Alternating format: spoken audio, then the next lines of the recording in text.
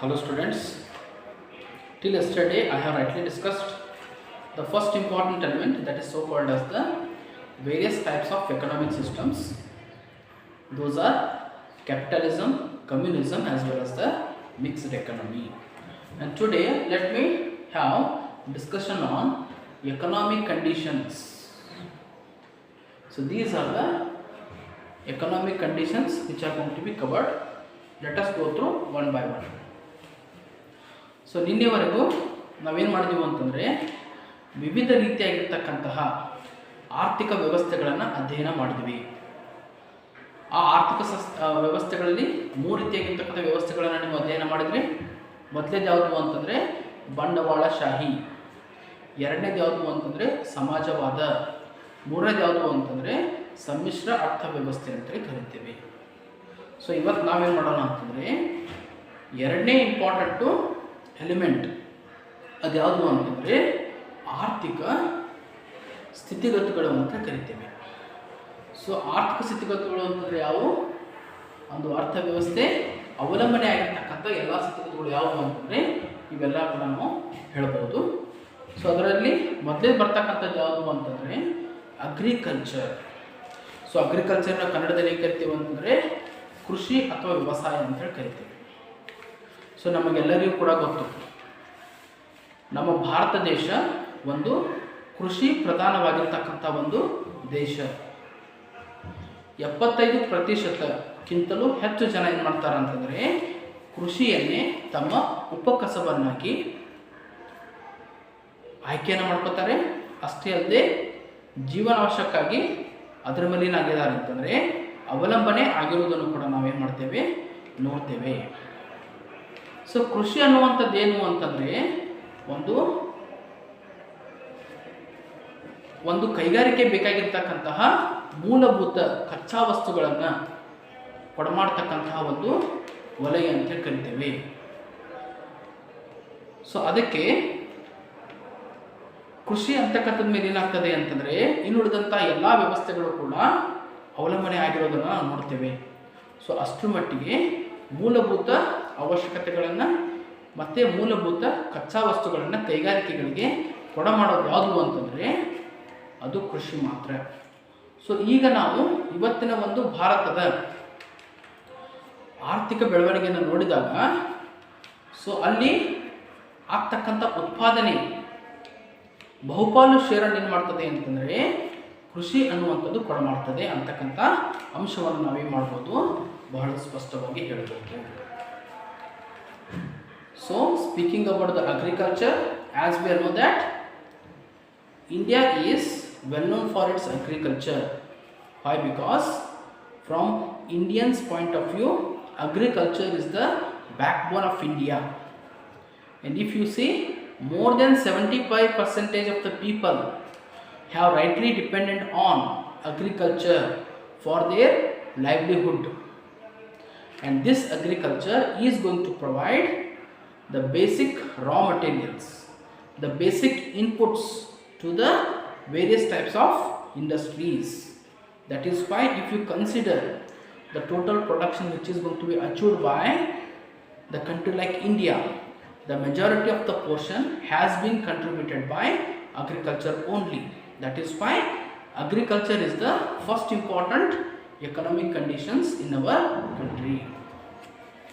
Okay, ಎರಡನೇದು ಹೇಳಬೇಕು ಅಂತಂದರೆ ಇನ್ಫ್ರಾಸ್ಟ್ರಕ್ಚರ್ ಅಂತ ಕರಿತೀವಿ. ಸೊ ಕನ್ನಡದಲ್ಲಿ ಏನು ಕರಿತೀವಿ ನಾವು ಅದಕ್ಕೆ ಮೂಲಭೂತ ಸೌಕರ್ಯಗಳು ಅಂತೇಳಿ ಕರಿತೀವಿ. ಸೊ ನಮಗೆಲ್ಲರಿಗೂ ಕೂಡ ಗೊತ್ತು, ಭಾರತ ದೇಶಕ್ಕೆ ಹೋಲಿಸಿದಾಗ ಈ ಮೊದಲು ಏನಾಗ್ತಾ ಇತ್ತು ಅಂತಂದರೆ ಮೂಲಭೂತ ಸೌಕರ್ಯಗಳು ಅಷ್ಟು ಮಟ್ಟಿಗೆ ಬೆಳವಣಿಗೆ ಆಗಿರೋದಿಲ್ಲ. ಅದಕ್ಕೇನಾಗ್ತಾ ಇರಲಿಲ್ಲ ಅಂತಂದರೆ ಅಂತಾರಾಷ್ಟ್ರೀಯ ಯಾವುದೇ ರೀತಿಯಾಗಿರ್ತಕ್ಕಂತಹ ಸಂಸ್ಥೆಗಳು ನಮ್ಮ ಭಾರತ ದೇಶದಲ್ಲಿ ತಮ್ಮ ವಸ್ತುಗಳನ್ನು ಮಾರಾಟ ಮಾಡಲಿಕ್ಕೆ ಬರ್ತಾ ಇರಲಿಲ್ಲ. ಬಟ್ ಇವಾಗ ಏನಾಗ್ಬಿಟ್ಟಿದೆ ಅಂತಂದರೆ ಭಾರತದವರಿಗೆ ಅನುಭವ ಆಗಿಬಿಟ್ಟಿದೆ. ಎಲ್ಲಿವರೆಗೂ ನಮ್ಮ ಭಾರತ ಮೂಲಭೂತ ಸೌಕರ್ಯಗಳನ್ನು ಬೆಳವಣಿಗೆ ಮಾಡೋದಿಲ್ಲ, ಅಭಿವೃದ್ಧಿ ಪಡಿಸೋದಿಲ್ಲ, ಮೂಲಭೂತ ಸೌಕರ್ಯಗಳನ್ನು ಕೊಡಮಾಡೋದಿಲ್ಲ, ಅಲ್ಲಿವರೆಗೆ ಏನಾಗಲಿಕ್ಕೆ ಸಾಧ್ಯ ಇಲ್ಲ, ವ್ಯವಹಾರದ ವ್ಯಾಪ್ತಿ, ವ್ಯವಹಾರದ ಬೆಳವಣಿಗೆ ಅನ್ನುವಂಥದ್ದನ್ನು ಈಡೇರಿಕೆ ಮಾಡಲಿಕ್ಕೆ ಸಾಧ್ಯ ಇಲ್ಲ ಅಂತಕ್ಕಂಥ ಅಂಶ ಬೆಳಕಿಗೆ ಬಂದ್ಬಿಟ್ಟಿದೆ. ಅದಕ್ಕೆ ಇವಾಗ ಏನು ಮಾಡ್ತಾರೆ ಅಂತಂದರೆ, ಭಾರತ ಕೇಂದ್ರ ಸರ್ಕಾರ ಏನು ಮಾಡ್ತದೆ, ಹೆಚ್ಚು ಹಣವನ್ನು ತನ್ನ ಬಜೆಟ್ನಲ್ಲಿ ಏನು ಮಾಡ್ತದೆ ಅಂತಂದರೆ ಮೂಲಭೂತ ಸೌಕರ್ಯಗಳನ್ನು ಅಭಿವೃದ್ಧಿ ಮಾಡಬೇಕು ಅನ್ನೋ ಉದ್ದೇಶಕ್ಕೋಸ್ಕರ ಏನು ಮಾಡ್ತದೆ ಅಂತಂದರೆ ಹಣವನ್ನು ವಿನಿಯೋಗ ಮಾಡ್ತಾ ಇರೋದನ್ನು ನಾವು ನೋಡ್ತಾ ಇದ್ದೀವಿ. ಅಷ್ಟೇ ಇಲ್ಲದೆ ಮೂಲಭೂತ ಸೌಕರ್ಯಗಳು ಏನಾಗಿದೆ ಅಂತಂದರೆ ಒಂದು ವ್ಯವಹಾರದ ವ್ಯವಸ್ಥೆಗೆ ಸಂಬಂಧಪಟ್ಟಂತೆ ನರನಾಡಿಗಳಂತೆ ಕೆಲಸ ಮಾಡ್ತಾ ಇರೋದನ್ನು ನೋಡ್ತಾ ಇದ್ದೀವಿ. ಸೊ ಇವಾಗ ಏನಾಗ್ತಾ ಇದೆ ಅಂತಂದರೆ ಯಾವುದೇ ರೀತಿಯಾಗಿರ್ತಕ್ಕಂಥ ವ್ಯವಹಾರ ಸಂಸ್ಥೆಗಳು ಏನು ಮಾಡ್ಬೋದು ಅಂತಂದರೆ ಎಲ್ಲಿ ಬೇಕಾದರೂ ಕೂಡ ತಮ್ಮ ವಸ್ತುಗಳನ್ನು ಸರಳವಾಗಿ ಸುಲಭವಾಗಿ ಮಾರಾಟ ಮಾಡಲಿಕ್ಕೆ ಯಾವುದೇ ರೀತಿಯಾಗಿರ್ತಕ್ಕಂತಹ ಬೇಡಿಕೆಗಳಿಗೆ ತತ್ಕ್ಷಣವಾಗಿ ಧನಾತ್ಮಕವಾಗಿ ಪ್ರತಿಸ್ಪಂದನ ಮಾಡೋದಕ್ಕೆ ಮೂಲಭೂತ ಸೌಕರ್ಯಗಳು ಕೂಡ ಏನಾಗಿದ್ದೇವೆ ಅಂತಂದರೆ ಕಾರಣ ಆಗಿದೆ ಅನ್ನೋತಕ್ಕಂಥ ಒಂದು ಮಾತನ್ನು ನಾವು ಹೇಳಬಹುದು. ಅದಕ್ಕೆ ಇವಾಗ ಏನು ನೋಡ್ಬೋದು ಅಂತಂದರೆ ಟ್ರಾನ್ಸ್ಪೋರ್ಟೇಷನ್ ನೋಡ್ಬೋದು, ವೇರ್ ಹೌಸಿಂಗ್ ನೋಡ್ಬೋದು, ಇನ್ಶೂರೆನ್ಸ್ ನೋಡ್ಬೋದು, ಕಮ್ಯುನಿಕೇಷನ್ ಫೆಸಿಲಿಟೀಸ್ಗಳನ್ನು ನೋಡ್ಬೋದು, ಅಷ್ಟೇ ಅಲ್ಲದೆ ಬ್ಯಾಂಕಿಂಗ್ ಫೆಸಿಲಿಟೀಸ್ಗಳನ್ನು ನೋಡ್ಬೋದು. ಸೊ ಇವೆಲ್ಲವನ್ನು ಯಾರು ಕೊಡ್ತಾ ಇದ್ದಾರೆ ಅಂತಂದರೆ ಮೂಲಭೂತ ಸೌಕರ್ಯಗಳು ಕೊಡ್ತಾ ಇದ್ದಾವೆ. ಸೊ ಅದಕ್ಕೆ ಮೂಲಭೂತ ಸೌಕರ್ಯಗಳನ್ನು ನಾವೇನು ಕರಿತೀವಿ ಅಂತಂದರೆ ಮೂರನೇ ವಲಯ ಅಥವಾ ಸೇವಾ ವಲಯ ಅಂತ ಕರಿತೀವಿ. ಹೀಗೆ ಇರ್ತಕ್ಕಂತಹ ಬೇಡಿಕೆಗಳನ್ನು ಪರಿಣಾಮಕಾರಿಯಾಗಿ ಪೂರೈಕೆ ಮಾಡಲಿಕ್ಕೆ ಅಲ್ಲಿರ್ತಕ್ಕಂತಹ ಪರಿಣಾಮಕಾರಿಯಾಗಿರ್ತಕ್ಕಂಥ ಮೂಲಭೂತ ಅಂಶಗಳು ಕೂಡ ಏನಾಗ್ತವೆ ಅಂತಂದರೆ ಕಾರಣ ಆಗ್ತವೆ ಅಂತಕ್ಕಂಥ ಅಂಶವನ್ನು ನಾವು ಬಹಳ ಸ್ಪಷ್ಟವಾಗಿ ಹೇಳ್ಬೋದು. Okay, speaking about the infrastructure, as we all know that if you see a country like India just a decade ahead, the India was not giving that much preference and focus for the improvement of the infrastructure. That is why many of the MNCs of the world have neglected a country like India. Even though the demand is going to be expressed by the people of India, they are not been successful to launch their products into India. But today, it is the central government which is taking the suitable measures as a part of 5-year plans, as a part of budgets. They are allocating and assigning the sufficient funds for the infrastructure development. Today, the central government has rightly realized the relevance and importance of the infrastructure. The business expansion, the business exposure, the business development cannot be achieved without the infrastructure development. And best example for the infrastructure development can be, it is transportation facility, warehousing facility, communication facility, insurance facility, banking services. So these are some of the important amenities and the facilities which are going to be provided by the infrastructure. Infrastructure is considered as the tertiary sector in our India, and whatever the contribution that tertiary sector is going to contribute to the GDP, based on that we can rightly expect to what extent we are going to see the development in respect of a GDP also. That is why the infrastructure are most important. ಮೂರನೇದು ಯಾವುದು ಅಂತಂದರೆ ನಾವು ಕನ್ನಡದಲ್ಲಿ ಏನು ಕರಿತೀವಿ ಅಂತಂದರೆ ಆದಾಯದ ಮಟ್ಟ ಅಂತೇಳಿ ಕರಿತೀವಿ. ಆದಾಯದ ಮಟ್ಟ ಅಂತೇಳಿ ಕರಿತೀವಿ. ಸೊ ಭಾರತ ದೇಶಕ್ಕೆ ಹೋಲಿಸಿದಾಗ ನಮ್ಮ ಭಾರತದಲ್ಲಿ ಇರ್ತಕ್ಕಂತಹ ಜನರು ಏನಾಗಿದ್ದಾರೆ ಅಂತಂದರೆ ಬಹಳಷ್ಟು ಜನರು ಕಡು ಬಡವರಾಗಿದ್ದಾರೆ. ಸೊ ಒಂದು ಸರ್ವೆ ಏನು ಹೇಳ್ತದೆ ಅಂತಂದರೆ 30%ಕ್ಕಿಂತ ಹೆಚ್ಚು ಜನ ಏನು ಮಾಡ್ತಾ ಇದ್ದಾರೆ ಅಂತಂದರೆ ಬಡತನ ರೇಖೆಗಿಂತ ಕಡಿಮೆ ಇದ್ದಾರೆ ಅಂತಕ್ಕಂಥ ಒಂದು ಅಂಶವನ್ನು ಬಹಿರಂಗವಾಗಿ ಹೇಳ್ತಾ ಇದ್ದಾರೆ. ಅಷ್ಟೇ ಅಲ್ಲದೆ ಎಲ್ಲಿವರೆಗೂ ಒಂದು ಆದಾಯದ ಮಟ್ಟ, ಜನರ ಆದಾಯದ ಮಟ್ಟ ಅನ್ನುವಂಥದ್ದು ಹೆಚ್ಚಾಗೋದಿಲ್ಲ, ಅಲ್ಲಿವರೆಗೆ ಏನಾಗೋದಿಲ್ಲ ಅಂತಂದರೆ ಯಾವುದೇ ರೀತಿಯಾಗಿರ್ತಕ್ಕಂತಹ ವಸ್ತುಗಳಿಗೆ ಬೇಡಿಕೆ ಅನ್ನುವಂಥದ್ದು ಇರೋದಿಲ್ಲ ಅನ್ನುವಂಥ ಮಾತನ್ನು ನಾವು ಹೇಳ್ಬೋದು. ಯಾಕಂತಂದರೆ ಆದಾಯದ ಮಟ್ಟ ಮತ್ತು ಕೊಳ್ಳುವಂತಹ ಶಕ್ತಿ ಏನು ಮಾಡ್ತಾವೆ ಅಂತಂದರೆ ನೇರ ಸಂಬಂಧವನ್ನು ಹೊಂದಿರುವುದನ್ನು ನಾವು ನೋಡ್ತೇವೆ. ಅದೇನಾಗ್ತದೆ ಅಂತಂದರೆ ಪರ್ಚೇಸಿಂಗ್ ಪವರ್ ಅನ್ನುವಂಥದ್ದು, ಕೊಳ್ತಕ್ಕಂಥ ಶಕ್ತಿ ಅನ್ನುವಂಥದ್ದು ಯಾವುದ್ರ ಮೇಲೆ ಅವಲಂಬನೆ ಆಗಿರ್ತದೆ? ಇನ್ಕಮ್ ಲೆವೆಲ್, ಆದಾಯದ ಮಟ್ಟ ಅನ್ನುವಂಥದ್ರ ಮೇಲೆ ಅವಲಂಬನೆ ಆಗಿರ್ತದೆ. ಸೊ ಅದಕ್ಕೇನಾಗಬೇಕು ಅಂತಂದರೆ ಎಲ್ಲಿವರೆಗೂ ಹೆಚ್ಚು ಹೆಚ್ಚು ಸಂಸ್ಥೆಗಳು, ಕಂಪ್ನಿಗಳು ನಮ್ಮ ಒಂದು ಭಾರತ ದೇಶಕ್ಕೆ ಬರೋದಿಲ್ಲ, ಅಲ್ಲಿವರೆಗೆ ಏನಾಗೋದಿಲ್ಲ ಅಂತಂದರೆ ಜನರಿಗೆ ಉದ್ಯೋಗಾವಕಾಶಗಳು ಸೃಷ್ಟಿಯಾಗೋದಿಲ್ಲ. ಎಲ್ಲಿವರೆಗೂ ಹೆಚ್ಚು ಹೆಚ್ಚು ಕೈಗಾರಿಕೆಗಳು ಸ್ಥಾಪನೆ ಆಗೋದಿಲ್ಲ, ಅಲ್ಲಿವರೆಗೆ ಏನಾಗೋದಿಲ್ಲ ಅಂತಂದರೆ ಏನಾಗೋದಿಲ್ಲ, ಉದ್ಯೋಗಾವಕಾಶಗಳು ಸಿಗೋದಿಲ್ಲ ಅಂತಕ್ಕಂಥ ಮಾತನ್ನು ನಾವು ಹೇಳಬಹುದು. ಅದಕ್ಕೇನಾಗಬೇಕು ಅಂತಂದರೆ ಯಾವಾಗ ಬೇರೆ ಬೇರೆ ದೇಶಗಳಿಂದ ಕಂಪ್ನಿಗಳು ನಮ್ಮ ದೇಶಕ್ಕೆ ಬರ್ತವೆ, ಅದರಿಂದ ಏನಾಗ್ತದೆ ಅಂತಂದರೆ ಹೆಚ್ಚು ಜನರಿಗೆ ಉದ್ಯೋಗ ಸಿಗ್ತದೆ, ಅವರು ಕೂಡ ಏನು ಮಾಡ್ಕೋಬೋದು ಅಂದರೆ ಹೆಚ್ಚು ಹೆಚ್ಚು ಆದಾಯವನ್ನು ಗಳಿಸಬಹುದು. ಅಷ್ಟೇ ಅಲ್ಲದೆ ಆವಾಗ ಅವರೇನು ಮಾಡ್ಬೋದು ಅಂದರೆ ತಮ್ಮ ಕೊಳ್ತಕ್ಕಂಥ ಒಂದು ಶಕ್ತಿಯಲ್ಲಿ ಹೆಚ್ಚು ಏನಾಗ್ಬೋದು ಅಂತಂದರೆ ಹೆಚ್ಚಳವನ್ನು ಕಾಣ್ಬೋದು. ಅದರಿಂದ ಅವ್ರು ಏನು ಮಾಡ್ಬೋದು ಅಂತಾರೆ ಹೆಚ್ಚು ವಸ್ತುಗಳನ್ನು ಕೊಳ್ಳಲಿಕ್ಕೆ ಸಾಧ್ಯ ಆಗ್ತದೆ. ಅವಾಗ ಏನಾಗ್ತದೆ ಅಂತಂದರೆ ವಸ್ತುಗಳಿಗೆ ಹೆಚ್ಚು ಹೆಚ್ಚು ಬೇಡಿಕೆ ಅನ್ನುವಂಥದ್ದು ಸೃಷ್ಟಿಯಾಗೋದನ್ನು ನಾವು ನೋಡ್ತೀವಿ ಅಂತಕ್ಕಂಥ ಮಾತನ್ನು ಹೇಳ್ಬೋದು. Okay, the third important condition is the income level. Okay, as far as the India is concerned, the India is well known for its poor people. According to one survey, more than 30% of the people are considered as below the poverty line. That is why until and unless the business enterprises are not going to enter into the Indian economy, the people of India, the educated youth of India cannot get employment opportunities. But the thing is that the purchasing power as the income level are directly associated. The purchasing power is truly depends on the income level. That is why until and unless the income of the people of India are not going to increase their income level, they cannot express demand for the product.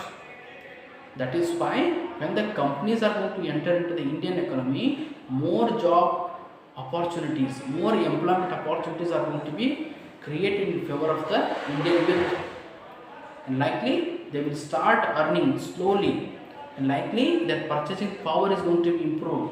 Later they can express more demand for the company products. That is why the income level is also one of the most focusing aspect of the economic condition. ನಾಲ್ಕನೇದು ಯಾವುದು ಅಂತಂದರೆ ಅತಿ ಮುಖ್ಯವಾಗಿರ್ತಕ್ಕಂಥದ್ದು ಜನಸಂಖ್ಯೆ ಅಂತ ಹೇಳಿ ಕರಿತೀವಿ. So ಜನಸಂಖ್ಯೆ ನಮಗೆಲ್ಲರಿಗೂ ಕೂಡ ಗೊತ್ತು. ವಿಶ್ವದಲ್ಲಿ ಅತಿ ಹೆಚ್ಚು ಜನಸಂಖ್ಯೆಗಳನ್ನು ಹೊಂದಿರತಕ್ಕಂಥ ರಾಷ್ಟ್ರ ಯಾವುದು ಅಂತಂದರೆ ಚೈನಾ, ಬಿಟ್ಟರೆ ನಮ್ಮ ಭಾರತ ದೇಶ. ಸೊ ಈ ರೀತಿಯಾಗಿರ್ತಕ್ಕಂಥ ದೇಶಗಳು ಹೆಚ್ಚು ಜನಸಂಖ್ಯೆಯನ್ನು ಹೊಂದುವುದರ ಮೂಲಕ ವ್ಯವಹಾರದ ಹೆಚ್ಚು ಅವಕಾಶಗಳನ್ನು ಸೃಷ್ಟಿ ಮಾಡಲಿಕ್ಕೆ ಸಾಧ್ಯ ಆಗ್ತದೆ ಅನ್ನೋದನ್ನು ಮಾತನ್ನು ನಾವು ಹೇಳ್ಬೋದು. ಅಂತಂದರೆ ಏನು ಅಂತಂದರೆ ಎಲ್ಲಿವರೆಗೂ ಏನಾಗೋದಿಲ್ಲ ಅಂತಂದರೆ ಹೆಚ್ಚು ಜನಸಂಖ್ಯೆ ಅನ್ನುವಂಥದ್ದು ಇರೋದಿಲ್ಲ, ಅಲ್ಲಿ ಏನಾಗೋದಿಲ್ಲ ಹೆಚ್ಚು ಬೇಡಿಕೆ ಅಥವಾ ಹೆಚ್ಚು ಏನಾಗೋದಿಲ್ಲ ಅಂತಂದರೆ ಅವಕಾಶಗಳು ಸೃಷ್ಟಿಸಲಿಕ್ಕೆ ಸಾಧ್ಯ ಆಗೋದಿಲ್ಲ. ಅದಕ್ಕೇನಾಗಬೇಕು ಅಂತಂದರೆ ಹೆಚ್ಚು ಅವಕಾಶಗಳು ಸೃಷ್ಟಿಯಾಗಬೇಕಾಗಿತ್ತು ಅಂತಂದರೆ ಹೆಚ್ಚು ಜನಸಂಖ್ಯೆ ಕೂಡ ಏನಾಗ್ತದೆ ಅಂತಂದರೆ ಅವಶ್ಯಕ ಆಗ್ತದೆ. ಸೊ ಅದಕ್ಕೇನು ಮಾಡ್ಬೋದು ಅಂತಂದರೆ ಈಗ ಬಹುರಾಷ್ಟ್ರೀಯ ಕಂಪ್ನಿಗಳು ಅಥವಾ ಹೊರ ದೇಶದ ಕಂಪ್ನಿಗಳು ಏನು ಮಾಡ್ತಾವೆ ಅಂತಂದರೆ ನಮ್ಮ ಭಾರತ ದೇಶದಲ್ಲಿ ಬಂದು ವಸ್ತುಗಳನ್ನು ಮಾರಾಟ ಮಾಡ್ತಾರೆ. ಯಾಕಂತಂದರೆ ಅವರ ವಸ್ತುಗಳಿಗೆ ನಮ್ಮ ದೇಶದಲ್ಲಿ ಆ ರೀತಿಯಾಗಿರ್ತಕ್ಕಂಥ ಅವಕಾಶಗಳಿದೆ. ಯಾಕಂತಂದರೆ ಒಂದೇ ಒಂದು ಕಾರಣ ಹೇಳಬೇಕು ಅಂತಂದರೆ ಹೆಚ್ಚಿನ ಜನಸಂಖ್ಯೆ ಅಂತ ಕರಿತೀವಿ. ಅದಕ್ಕೇನಾಗಬೇಕು ಅಂತಂದರೆ ಹೆಚ್ಚು ವಸ್ತುಗಳು ಮಾರಾಟ ಆಗಬೇಕಾಗಿತ್ತು ಅಂತಂದರೆ ಹೆಚ್ಚು ಬೇಡಿಕೆ ಅನ್ನೋದು ಸೃಷ್ಟಿಯಾಗಬೇಕು. ಹೆಚ್ಚು ಬೇಡಿಕೆ ಅನ್ನೋದು ಸೃಷ್ಟಿಯಾಗಬೇಕಾಗಿತ್ತು ಅಂತಂದರೆ ಜನಸಂಖ್ಯೆ ಕೂಡ ಏನಾಗ್ತದೆ ಕಾರಣ ಆಗ್ತದೆ ಅನ್ನೋಂಥ ಮಾತನ್ನು ನಾವು ಕೂಡ ಹೇಳ್ಬೋದು. Okay, speaking about the population is also one of the most important determinants of the demand. And if U C the countries of the world, it is the country like China as well as India who are having more population, and because of the more population they can express more demand for the products. If you see the country like India, many MNCs of the world are launching their products into India. Why? Because there is a much demand by the population like country like India. That is why the demand is so associated with the population of a country. Next one ಯಾವುದು ಅಂತಂದರೆ savings ಮತ್ತು investment ಅಂತ ಕರಿತೀವಿ. Savings ಮತ್ತು investment ಅಂತಂದ್ರೆ ಏನು? ಉಳಿತಾಯ ಮತ್ತು ಹೂಡಿಕೆ ಅಂತೇಳಿ ಕರಿತೀವಿ. ಉಳಿತಾಯ ಅಂತಂದರೆ ಏನು ಅಂತಂದರೆ ನಾವು ಆದಾಯವನ್ನು ಏನು ಗಳಿಸ್ತೀವಿ ಅದರಲ್ಲಿರ್ತಕ್ಕಂತಹ ಸ್ವಲ್ಪ ಪಾಲನ್ನು ನಾವೇನು ಮಾಡ್ತೇವೆ ಅಂತಂದರೆ ತೆಗೆದಿಡ್ತೀವಿ, ಅದೇ ನಮ್ಮ ಉಳಿತಾಯ. ಹೂಡಿಕೆ ಅಂತಂದರೆ ಏನು ಅಂತಂದರೆ ನಮ್ಮಲ್ಲಿರ್ತಕ್ಕಂಥ ಹಣವನ್ನು ಪರಿತ್ಯಾಗ ಮಾಡೋದು, ಅದಕ್ಕೆ ನಾವೇನು ಕರಿತೀವಿ ಅಂತಂದರೆ ಹೂಡಿಕೆಯನ್ನು ಮಾಡೋದು. ಸೊ ಇವಾಗ ಏನು ಮಾಡ್ತಾರೆ ಅಂತಂದರೆ ಹೂಡಿಕೆ ಮಾಡಲಿಕ್ಕೆ ಬಹಳಷ್ಟು ಏನು ಮಾಡ್ತಾರೆ ಅಂತಂದರೆ ಬೇರೆ ಬೇರೆ ಮೂಲಗಳನ್ನು ಸೃಷ್ಟಿ ಮಾಡ್ತಾರೆ. ಆ ಎಲ್ಲ ಮೂಲಗಳಲ್ಲೂ ಕೂಡ ನೀವೇನು ಮಾಡ್ಬೋದು ಅಂತಂದರೆ ತಮ್ಮ ಹಣವನ್ನು ವಿನಿಯೋಗ ಮಾಡ್ಬೋದು. ಅಷ್ಟೇ ಅಲ್ಲದೆ ಈಗಿರ್ತಕ್ಕಂಥ ವ್ಯವಹಾರ ಸಂಸ್ಥೆಗಳನ್ನು ತೆಗೆದುಕೊಂಡ್ರೆ ಅವ್ರಿಗೆ ಬೇಕಾಗಿರ್ತಕ್ಕಂಥ ಬಂಡವಾಳವನ್ನು ಯಾರಿಂದ ಸಂಗ್ರಹಣೆಯನ್ನು ಮಾಡ್ತಾರೆ? ಜನಸಾಮಾನ್ಯರಿಂದ ಸಂಗ್ರಹಣೆಯನ್ನು ಮಾಡ್ತಾರೆ. ಅವ್ರಿಗೆ ಬೇಕಾಗಿರ್ತಕ್ಕಂಥ ದುಡಿಯುವ ಬಂಡವಾಳವನ್ನು ಏನು ಮಾಡ್ತಾರೆ ಅಂತಂದರೆ ಅವರು ಜನರಿಂದ ಸಂಗ್ರಹಣೆಯನ್ನು ಮಾಡ್ತಾರೆ. ಜನರು ಏನು ಮಾಡ್ಬೋದು ಅಂತಂದರೆ ತಮ್ಮಲ್ಲಿರ್ತಕ್ಕಂಥ ಉಳಿತಾಯದ ಹಣವನ್ನು ಏನು ಮಾಡ್ಬೋದು ಅಂತಂದರೆ ಕಂಪ್ನಿಗೆ ಬೇಕಾಗಿರ್ತಕ್ಕಂತಹ ಬಂಡವಾಳಕ್ಕೆ ಸಾಲವನ್ನಾಗಿ ಕೊಡಬಹುದು. ಸೊ ಅಂತಕ್ಕಂಥ ಮಾತನ್ನು ಕೂಡ ನಾವು ಹೇಳ್ಬೋದು. So savings and investment, savings are nothing but the portion of income which is kept aside, that is so called as a savings. Investment means whatever the amount that is so sacrificed, that is so called as an investment. And as we know that there are many number of investment alternatives are available with the people of India. They can make investment in many different investment alternatives. Take the example of the business organization only. If they want to collect the capital from the public, they can rightly issue different types of shares, different debentures, different securities to the public. That is why the public can rightly make their investment in respect of all those shares. So these are the first important condition. And sixth thing is that distribution of income. ಅಂತಂದ್ರೆ ಏನು? ಆದಾಯವನ್ನು ಏನು ಮಾಡೋದು ಅಂತಂದರೆ ಕೊಡೋದು. ಅದಕ್ಕೇನಾಗ್ತದೆ ಅಂತಂದರೆ ಯಾವುದೇ ರೀತಿಯಾಗಿರ್ತಕ್ಕಂಥ ಆದಾಯ ಅನ್ನುವಂಥದ್ದು ಸಮರ್ಪಕವಾಗಿ ಹಂಚಿಕೆ ಆಗಬೇಕು. ಯಾಕಂತಂದರೆ ನಮ್ಮ ಭಾರತ ದೇಶವನ್ನು ತೆಗೆದುಕೊಂಡ್ರೆ ಶ್ರೀಮಂತರು ಶ್ರೀಮಂತರಾಗ್ತಾ ಇದ್ದಾರೆ, ಬಡವರಾಗಿ ಉಳಿತಾ ಇದ್ದಾರೆ. ಅದಕ್ಕೇನು ಮಾಡ್ತದೆ ಅಂದರೆ ಕೇಂದ್ರ ಸರ್ಕಾರ ಆ ರೀತಿಯಾಗಿರ್ತಕ್ಕಂಥ ಆದಾಯ ಅನ್ನುವಂಥದ್ದು ಏನಾಗಬೇಕು ಅಂತಂದರೆ ಸಮರ್ಪಕವಾಗಿ ಏನಾಗಬೇಕು, ಡಿಸ್ಟ್ರಿಬ್ಯೂಟ್ ಆಗಬೇಕು ಅಂತಕ್ಕಂಥ ಅಂಶವನ್ನು ಮಾಡ್ತಾರೆ. ಸೊ ಯಾವುದೇ ಕಾರಣಕ್ಕೂ ಕೂಡ ಏನಾಗಬಾರ್ದು ಅಂತಂದರೆ ಆದಾಯ ಅನ್ನುವಂಥದ್ದು ಕೇವಲ ಕೆಲವೇ ಕೈಗಳಿಗೆ ಮಾತ್ರ ಸೀಮಿತ ಆಗಿರಬಾರ್ದು, ಕೆಲವು ಜನರಿಗೆ ಮಾತ್ರ ಸೀಮಿತ ಆಗಿರಬಾರ್ದು. ಅಲ್ಲಿರ್ತಕ್ಕಂಥ ಆದಾಯ ಅನ್ನುವಂಥದ್ದು ಏನಾಗಬೇಕು ಅಂತಂದರೆ ಹಂಚಿಕೆ ಆಗಬೇಕು. ನಮ್ಮ ಭಾರತ ದೇಶವನ್ನು ತೆಗೆದುಕೊಂಡ್ರೆ ಇಲ್ಲಿರ್ತಕ್ಕಂಥ ಹೆಚ್ಚು ಜನರು ಯಾರು ಅಂತಂದರೆ ಮಧ್ಯಮ ವರ್ಗದ ಜನರು. ಆ ಮಧ್ಯಮ ವರ್ಗದ ಜನರು ಮಾತ್ರ ಏನು ಮಾಡ್ಬೋದು ಅಂತಂದರೆ ಹೆಚ್ಚು ವಸ್ತುಗಳಿಗೆ ಬೇಡಿಕೆಯನ್ನು ಇಡಬಹುದು. ಅದರಿಂದ ಏನಾಗ್ಬೋದು ಅಂತಂದರೆ ಕಂಪ್ನಿ ವಸ್ತುಗಳು ಹೆಚ್ಚು ಮಾರಾಟ ಆಗಲಿಕ್ಕೆ ಸಾಧ್ಯ ಆಗ್ತದೆ ಅನ್ನೋಂಥ ಮಾತನ್ನು ನಾವು ಹೇಳ್ಬೋದು. ಅದಕ್ಕೇನಾಗಬಾರ್ದು ಅಂತಂದರೆ ಆ ಒಂದು ಇನ್ಕಮ್ ಅನ್ನುವಂಥದ್ದು ಬರೀ ಕೆಲವೇ ಜನರಲ್ಲಿ ಮಾತ್ರ ಏನಾಗಬಾರ್ದು ಅಂತಂದರೆ ಸೀಮಿತ ಆಗಬಾರ್ದು. ಅಲ್ಲಿರ್ತಕ್ಕಂಥ ಆದಾಯ ಅನ್ನುವಂಥದ್ದು ಏನಾಗಬೇಕು ಅಂತಂದರೆ ವಿಕೇಂದ್ರೀಕರಣ ಆಗಬೇಕು. ಸೊ ಎಲ್ಲರೂ ಕೂಡ ಏನಾಗಬೇಕು ಅಂತಂದರೆ ಆದಾಯ ಗಳಿಸುವಂತೆ ಆಗಬೇಕು.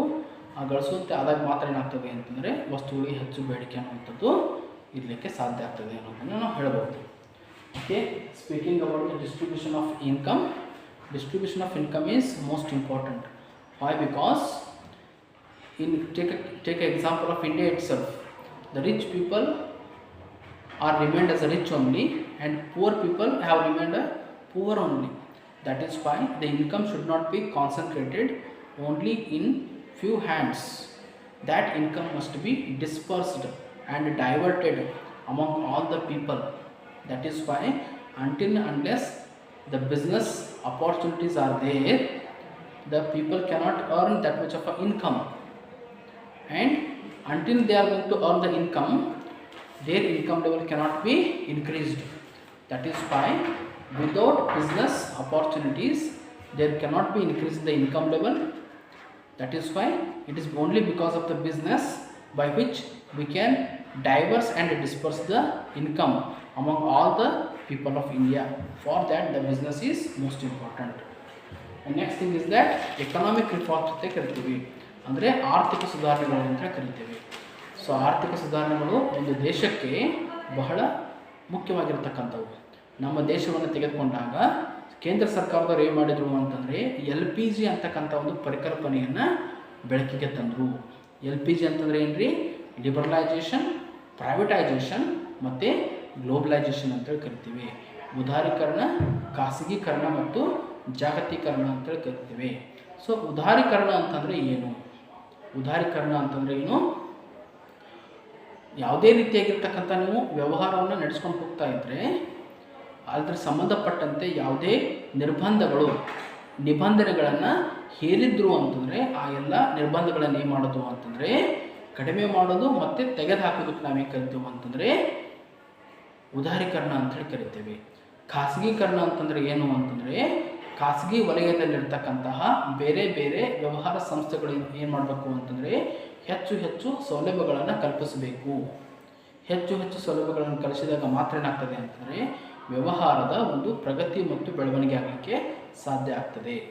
ಜಾಗತೀಕರಣ ಅಂತಂದರೆ ಏನು ಅಂತಂದರೆ ಒಂದು ವಿಶ್ವವನ್ನು ಒಂದು ಸಣ್ಣ ಹಳ್ಳಿಯನ್ನಾಗಿ ಪರಿವರ್ತನೆಯನ್ನು ಮಾಡೋದು.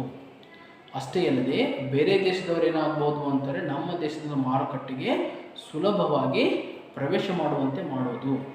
ಬೇರೆ ದೇಶದಲ್ಲಿರ್ತಕ್ಕಂಥ ವಸ್ತುಗಳು ನಮ್ಮ ದೇಶದಲ್ಲಿ ಸಿಗುವಂತೆ ಮಾಡೋದು. ಅಷ್ಟೇ ನಮ್ಮ ವ್ಯವಹಾರದ ವ್ಯಾಪ್ತಿಯನ್ನು ವಿಸ್ತಾರವನ್ನಾಗಿ ಮಾಡೋದು. ವಿಶ್ವವ್ಯಾಪಿಯೂ ಕೂಡ ಏನು ಮಾಡೋದು ಅಂದರೆ ವಿಸ್ತಾರವಾಗೋದನ್ನು ಮಾಡೋದು. ಅದಕ್ಕೆ ನಾವೇನು ಕರಿತೀವಿ ಅಂತಂದರೆ ಜಾಗತೀಕರಣ ಅಂತ ಕರಿತೀವಿ. Okay, speaking about the economic reforms, as we know that it is a central government from time to time introducing many of the important measures, and out of that LPG is also considered as one of the most important concept. LPG means liberalization, privatization as well as the globalization. Liberalization means whatever the restrictions are there on the business, those are going to be removed or reduced to the certain extent. Privatization means many different facilities, amenities are going to be companies which are there in the private sector and motivate them to expand their business operations. Globalization means converting the world into smaller village. You are going to create free and open economy so that any countries of the world can enter into our economy, and the countries of our India can enter into the economy of the world. That is why the economic reforms are one of the most important economic conditions. And apart from that, standard of living ಅಂತ ನಾವೇನು ಕರಿತೀವಿ ಅಂತಂದರೆ ಜನರ ಜೀವನ ಮಟ್ಟ ಅಂತ ಕರಿತೀವಿ. So ಜನರ ಜೀವನ ಮಟ್ಟ ಯಾವುದ್ರ ಮೇಲೆ ಡಿಪೆಂಡ್ ಆಗಿರ್ತದೆ ಅಂತಂದರೆ ಜನರ ಗುಣಮಟ್ಟದ ಮೇಲೆ ಡಿಪೆಂಡ್ ಆಗಿರ್ತದೆ. ಜನರ ಗುಣಮಟ್ಟ ಅಂತಂದರೆ ಏನು ಅಂತಂದರೆ ಅವರೇನು ಮಾಡಬೇಕು, ಹೆಚ್ಚು ಐಷಾರಾಮಿ ವಸ್ತುಗಳನ್ನು ಬಳಸುವಂಗಾಗಬೇಕು, ಹೆಚ್ಚು ದುಬಾರಿ ವಿಲಾಸಿ ವಸ್ತುಗಳನ್ನು ಬಳಕೆ ಮಾಡುವಂಗಾಗಬೇಕು. ಸೊ ಇವತ್ತಿನ ದಿನಮಾನಗಳಲ್ಲಿ ನೀವೇನು ನೋಡ್ತಿದ್ದೀರಿ ಅಂತಂದರೆ ಬಹುರಾಷ್ಟ್ರೀಯ ಕಂಪ್ನಿಗಳು ಏನು ಮಾಡ್ತಾರೆ ಅಂತಂದರೆ ಬ್ರ್ಯಾಂಡೆಡ್ ಪ್ರಾಡಕ್ಟ್ಸ್ಗಳನ್ನು ಇಂಡಿಯಾದಲ್ಲಿ ಮಾರ್ತಾರೆ. ಸೊ ನೀವು ಇವಾಗ ಇಂಡಿಯಾದಲ್ಲಿ ಏನು ಮಾಡ್ತಾ ಇದ್ದಾರೆ ಅಂತಂದರೆ ಹೆಚ್ಚು ಹೆಚ್ಚು ಗುಣಮಟ್ಟದ ವಸ್ತುಗಳನ್ನು ಬಳಕೆ ಮಾಡ್ತಾ ಇದ್ದಾರೆ. ಸೊ ಅದು ಯಾವುದರಿಂದ ಸಾಧ್ಯ ಆಯಿತು ಅಂತಂದರೆ ಈ ರೀತಿಯಾಗಿರ್ತಕ್ಕಂತಹ ಒಂದು ಎಕನಾಮಿಕ್ ಕಂಡೀಷನ್ನಿಂದ ಸಾಧ್ಯ ಆಯಿತು. ಸೊ ಅದು ಅಷ್ಟೇ ಅಲ್ಲದೆ ನೀವಾಗ ಅಮೇರಿಕಾನ ತೆಗೆದುಕೊಂಡ್ರೆ ಅಮೇರಿಕಾದಲ್ಲಿ ಏನು ಮಾಡ್ತಾರೆ ಅಂತಂದರೆ ಒಂದು ಶ್ರೀಮಂತ ರಾಷ್ಟ್ರ, ಅಲ್ಲಿರ್ತಕ್ಕಂತಹ ಜನರ ಗಳಿಕೆ ಹೆಚ್ಚಾಗಿರೋದ್ರಿಂದ ಅವ್ರು ಏನು ಮಾಡ್ತಾ ಇದ್ದಾರೆ ಅಂದರೆ ಹೆಚ್ಚು ಹೆಚ್ಚು ಲಕ್ಸುರೀಸ್ ಮತ್ತು ಕಂಫರ್ಟ್ಸ್ಗಳನ್ನ ಯೂಸ್ ಮಾಡ್ತಾ ಇದ್ದಾರೆ. ಅದರಿಂದ ಏನಾಗ್ತದೆ ಅಂದರೆ ಅವ್ರ ಗುಣಮಟ್ಟ ಅನ್ನುವಂಥದ್ದು ಹೆಚ್ಚಾಗ್ತದೆ ಅನ್ನುವಂಥ ಮಾತನ್ನು ಹೇಳಬಹುದು. ಓಕೆ, ಅದಾದ್ಮೇಲೆ ಬರತಕ್ಕಂಥದ್ದು ಯಾವುದು ಅಂತಾರೆ ಫೈನಾನ್ಷಿಯಲ್ ಸಿಸ್ಟಮ್, ಅರ್ಥವ್ಯವಸ್ಥೆ ಅಂತೇಳಿ ಕರಿತೀವಿ. ಅರ್ಥವ್ಯವಸ್ಥೆ ನಾವೇನು ಕರಿತೀವಿ ಅಂದರೆ life blood of the business ಅಂತೇಳಿ ಕರಿತೀವಿ. ಯಾಕಂತಂದರೆ ಒಂದು ವ್ಯವಹಾರಕ್ಕೆ ಬೇಕಾಗಿರ್ತಕ್ಕಂಥ ಹಣಕಾಸನ್ನು ಬಂಡವಾಳವನ್ನು ಸಾಲವನ್ನು ಕೊಡ ಮಾಡೋದು ಯಾವುದು ಅಂತಂದರೆ ಹಣಕಾಸು ವ್ಯವಸ್ಥೆ ಅಂತೇಳಿ ಕರಿತೀವಿ. ಅದಕ್ಕೆ ನಾವೇನು ಕರಿತೀವಿ ಅಂದರೆ life blood of the business ಅಂತೇಳಿ ಕರಿತೀವಿ. ಈಗಿರ್ತಕ್ಕಂಥ ಐರೋಪ್ಯ ರಾಷ್ಟ್ರಗಳು ಶ್ರೀಮಂತ ಆಗಲಿಕ್ಕೆ ಮುಖ್ಯ ಕಾರಣ ಏನು ಅಂತಂದರೆ ಅಲ್ಲಿರ್ತಕ್ಕಂಥ ಹಣಕಾಸು ವ್ಯವಸ್ಥೆ ಅಂತ ನಾವು ಹೇಳ್ಬೋದು.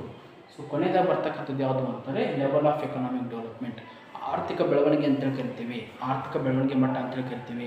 ಸೊ ಒಂದು ಆರ್ಥಿಕ ಬೆಳವಣಿಗೆ ಮಟ್ಟ ಯಾವುದ್ರ ಮೇಲೆ ಡಿಪೆಂಡ್ ಆಗಿರ್ತದೆ ಅಂತಂದರೆ ಅಲ್ಲಿರ್ತಕ್ಕಂತಹ ಅಗ್ರಿಕಲ್ಚರ್ ಆಗಿರ್ಬೋದು, ಇಂಡಸ್ಟ್ರಿ ಆಗಿರ್ಬೋದು, ಇನ್ಫ್ರಾಸ್ಟ್ರಕ್ಚರ್ ಡೆವಲಪ್ಮೆಂಟ್ ಆಗಿರ್ಬೋದು, ಮತ್ತು ಜನರ ಜೀವನ ಮಟ್ಟ ಆಗಿರ್ಬೋದು, ಸ್ಟ್ಯಾಂಡರ್ಡ್ ಆಫ್ ಲಿವಿಂಗ್ ಆಗಿರ್ಬೋದು, ಮತ್ತು ತಂತ್ರಜ್ಞಾನದ ಬೆಳವಣಿಗೆ ಆಗಿರ್ಬೋದು, ಅಷ್ಟೇ ಅಲ್ಲದೆ ಇನ್ಕಮ್ ಲೆವೆಲ್ ಆಗಿರ್ಬೋದು, ಎಂಪ್ಲಾಯ್ಮೆಂಟ್ ಅಪಾರ್ಚುನಿಟಿಗಳು ಆಗಿರ್ಬೋದು, ಇವೆಲ್ಲ ಅಂಶಗಳು ಏನಾಗಿರ್ತದೆ ಅಂತಂದರೆ ಅವಲಂಬನೆ ಆಗಿರ್ತದೆ ಅಂತಕ್ಕಂಥ ಮಾತನ್ನು ಹೇಳ್ಬೋದು. With this I am going to conclude my discussion. Thank you.